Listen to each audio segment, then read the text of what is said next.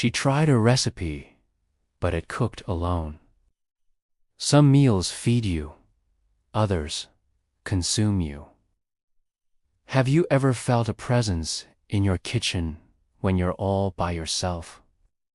A flicker in the corner of your eye, a sound you can't quite place. For Clara, that feeling became a terrifying reality. It was supposed to be a quiet Sunday afternoon, the kind perfect for trying something new. She pulled a dusty, leather-bound cookbook from the highest shelf, a family heirloom she'd never opened. The recipe was called Eternal Stew. Its ink faded and strange. She laid out the ingredients: fresh carrots, potatoes, a cut of meat, fragrant herbs.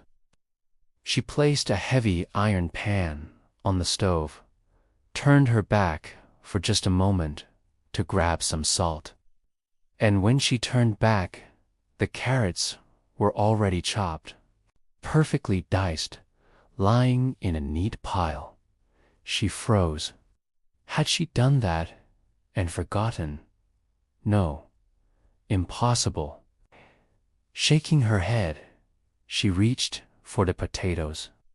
Before her fingers could even touch them, they rolled across the cutting board, peeling themselves with an unnatural speed.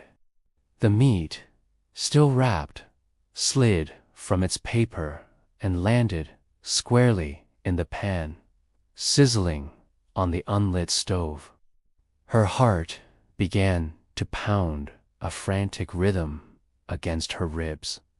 The ingredients weren't just moving. They were following the recipe, step by step, all by themselves. The kitchen, once a place of comfort, now felt alien. A cold draft snaked around her ankles, though all the windows were shut. She watched, mesmerized and horrified, as herbs sprinkled themselves into the pan and a bottle of wine uncorked itself, pouring a perfect measure into the mix. A low hiss escaped the pan, a sound that seemed to curl into the air like a question. Clara, her voice barely a whisper, asked the empty room, "Who's cooking?" The hissing from the pan grew louder, more insistent, and then a voice, thin and dry like rustling paper, echoed not from the room, but from the pages of the open cookbook. "I am alive," it whispered. The words slithered into her mind, chilling her to the bone. She slammed the book shut, but the voice only grew stronger, now seeming to come from the pan itself. The stew bubbled, and with each pop, the whisper repeated, "I am alive. I am alive." The recipe wasn't just words on a page. It was a consciousness, a will, and it was now in control of her kitchen. She stared at the bubbling concoction, the aroma filling the air. It smelled delicious, intoxicatingly so. But underneath was a scent she couldn't identify, something metallic and unsettling. The recipe was alive, and it was cooking. Panic seized her. This had to stop. She lunged for the stove, her hand reaching for the knob to turn it off. But an invisible force pushed her back.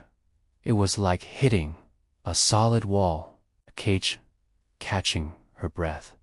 She tried again, rushing the stove, but the same unseen barrier held her firm. The stew kept boiling, the heat intensifying without any visible flame. A thick, gray smoke began to pour from the pan. Not the fragrant steam of cooking food, but a cloying, heavy smoke that smelled of burnt sugar and something else. Something ancient and wrong. The smoke didn't rise to the ceiling. It swirled around the kitchen, coalescing, thickening. It clung to the walls, to the cabinets, making the familiar space feel like a suffocating tomb. Through the haze, she saw her own shadow on the wall, but it wasn't still. Her shadow, dark and elongated in the strange light, was moving independently. It held a long, shadowy spoon and was stirring the pot, its movements fluid and practiced.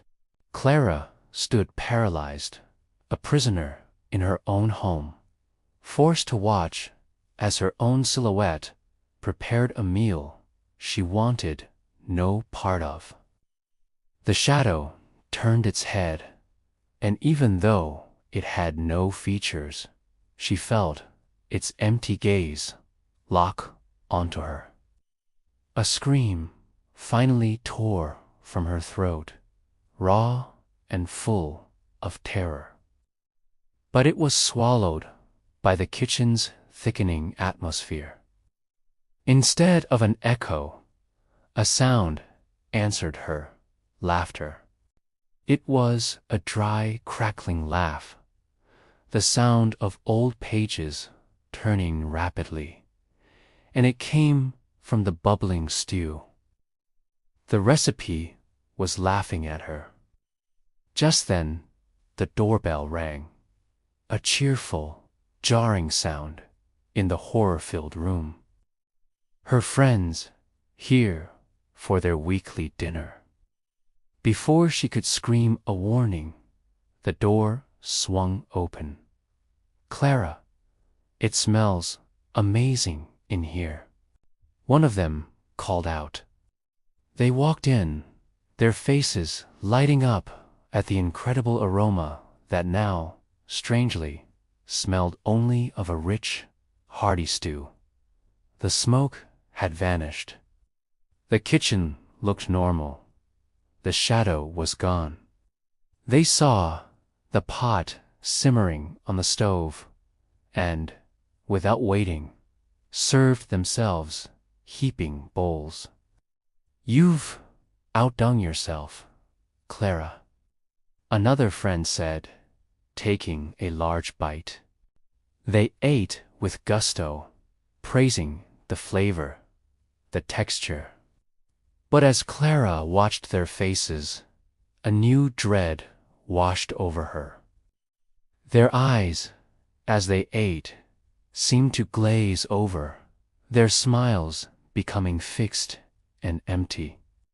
They complimented the taste, but the flavor they were describing was not of beef or herbs.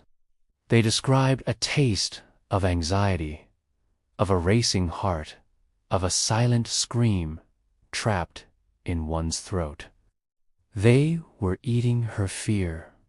It was in that moment of watching her friends' vacant expressions, their mindless chewing, that the final, horrifying piece of the puzzle clicked into place.